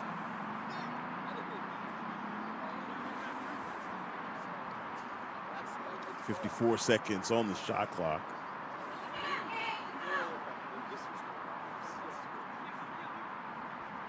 Another shot attempt on goal that goes across the cage.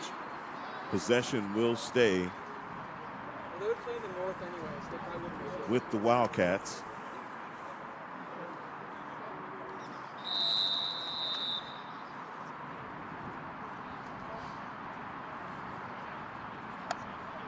Make sure you stay with us here on Game On Sports as the LSA Championship Series continues. Missouri State taking on Baylor. It's a battle of the Bears.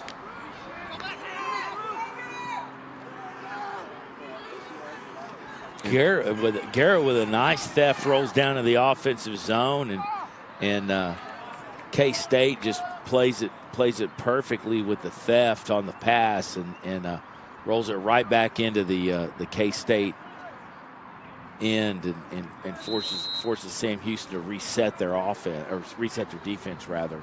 Well, you have to give the 6-foot sophomore from Pearland credit. I mean, Guerra has been working his tail off here this afternoon. We were giving out MVPs for both teams. He would be my Bearcat MVP so far in this Division III championship. He has really put in the effort for the defense for Sam Houston State this morning. He's making things happen down there. I mean, he's good, strong physical play. He's closing down lanes on his side and taking advantage of opportunities when they come across.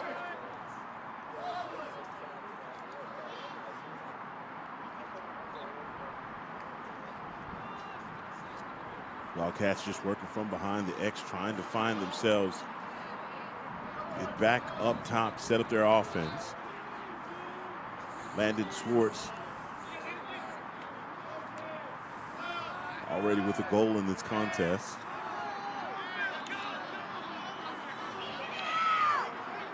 Three seconds on the shot clock.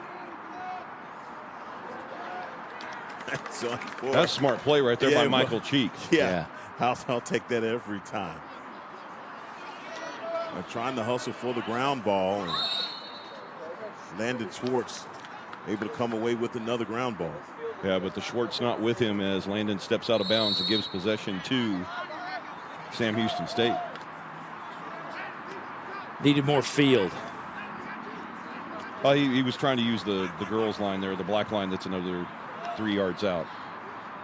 Nixon is turning his way back inside and not able to get the score.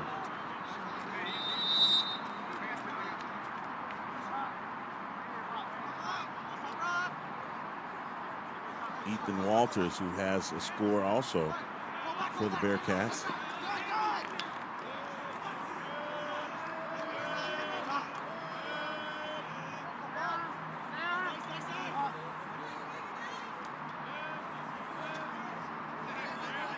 5:19 left in this Division III championship.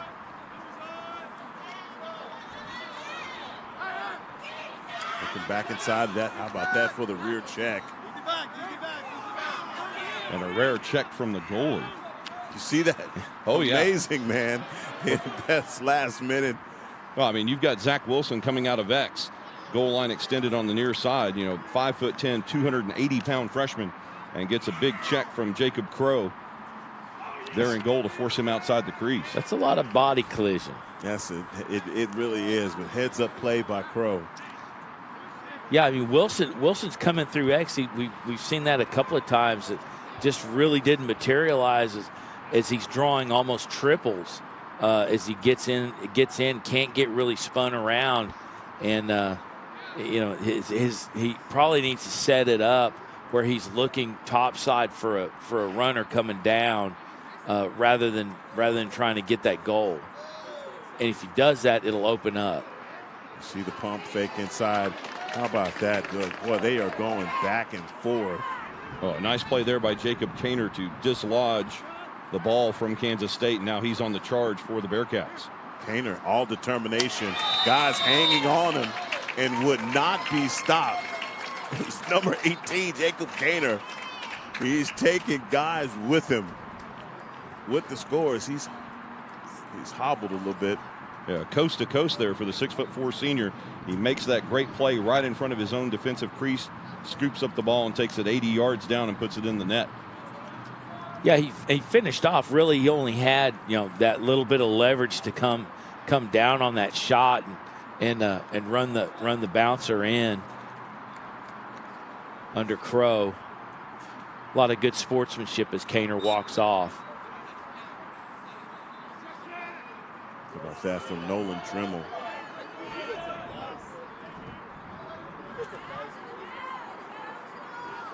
.344 left in this Division III contest. Championships and trophies awarded immediately after this game.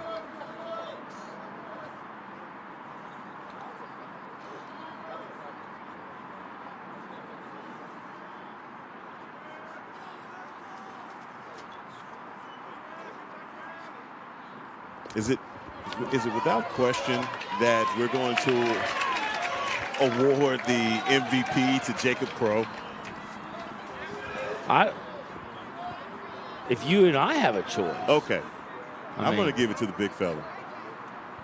He has played his tail off, man. An amazing display of athleticism and IQ in the circle.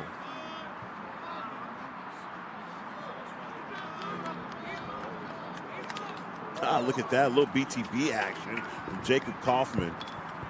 Yeah, Kaufman again coming up through X down through that lane and just really didn't open up.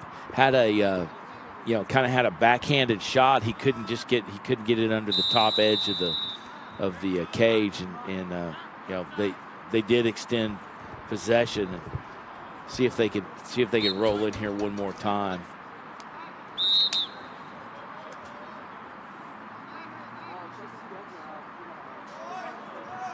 Caleb Addison working from behind the X, finding his way back to the top side, loses his stick in the process.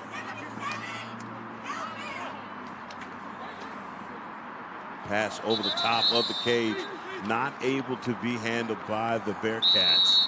Yeah, Kaufman had he had a couple of guys to beat, had a not the best pass, but got the pass off. And unfortunately, they were sitting there at a naked goal face and just unable to put the thing in.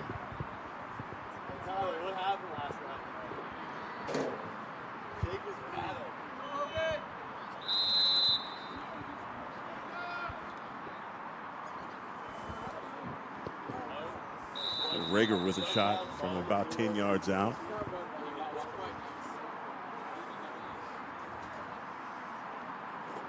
K-State satisfied to just kind of keep it on the perimeter and pick their opportunity with 1:33 left.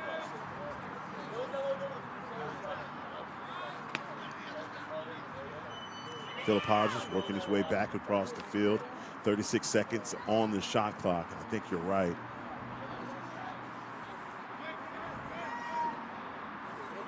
Nope, but there is a shot attempt.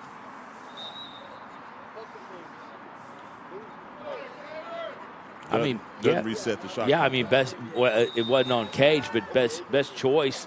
If you can get the thing rolled in, you at least retain possession with two guys back in through the backside. Ethan Walters with the clear for the Bearcats, working in close. Trying to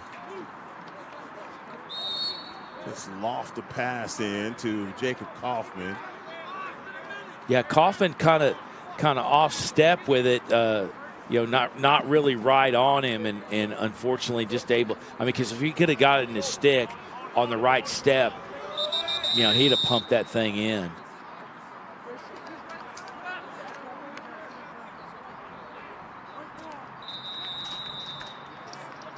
Going to get a penalty against Kansas State. Possession back to the Bearcats. That's a Division III championship trophy awarded immediately after this game. So please make sure you stay tuned.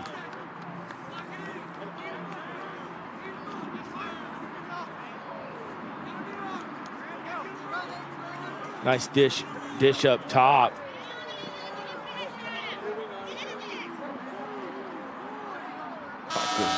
Nifty pass, but there it is. The guys in purple come to Dallas and win a Division III Lone Star Alliance championship. We got sumo wrestling going on in celebration. Gotta love it. This is great. Absolutely great. And gentlemen, as you focus in there on the back of the jerseys of Kansas State, those are special memorial jerseys that they're wearing today in this Division III championship. You'll see the name on back of all of the jerseys. Tiller III, that represents Don Tiller III. A little background, Don Tiller Sr., a helicopter pilot shot down in Vietnam, West Point graduate. His son, Don Tiller Jr., one of the company commanders in the Army, a second-generation West Point graduate.